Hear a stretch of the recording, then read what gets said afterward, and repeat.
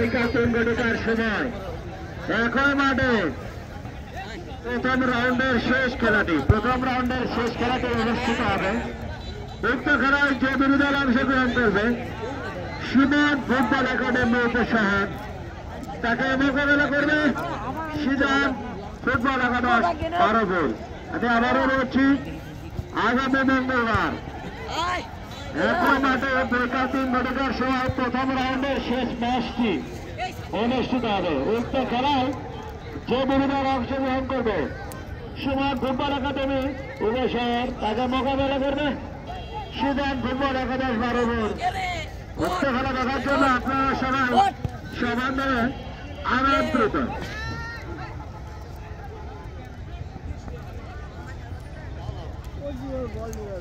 আমি ঘোলাঘাড়ি একতা তরুণ সংঘের উদ্দেশ্যে বলতে চাই, ফুটবল সম্পূর্ণ একটি অবস্থার খেলা। গোল আমরা ইতিপূর্বে একই মাঠে দেখেছি, গোল পরিশোধ করে টাইব্রেকারের মাধ্যমে তাদের জয় সুনিশ্চিত করেছিল। আপনারাও চেষ্টা চালিয়ে যান, খেলার ফলাফল পরিবর্তন সময়ের ব্যাপার মাত্র।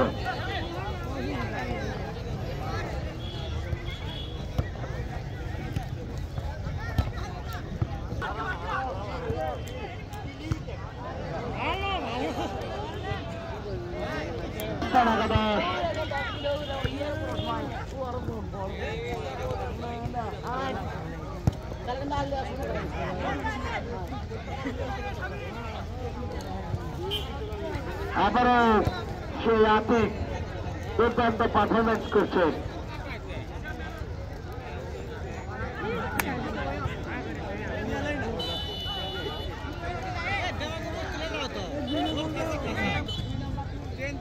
জুম্মান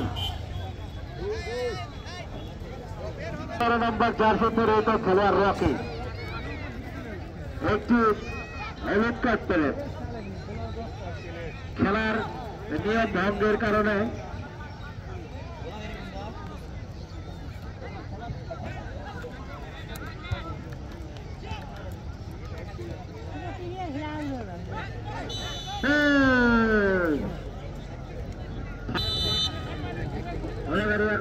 সংঘের পক্ষে শট দিলেন, জোরালো শট ছিল।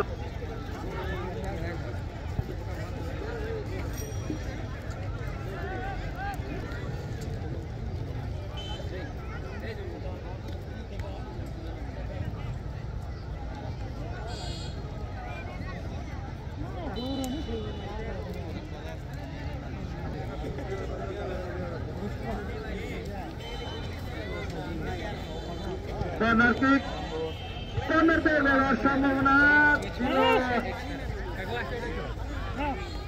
আবারও আক্রমণে খেলোয়াড়ে তারা ম্যাচে ফেরার জন্য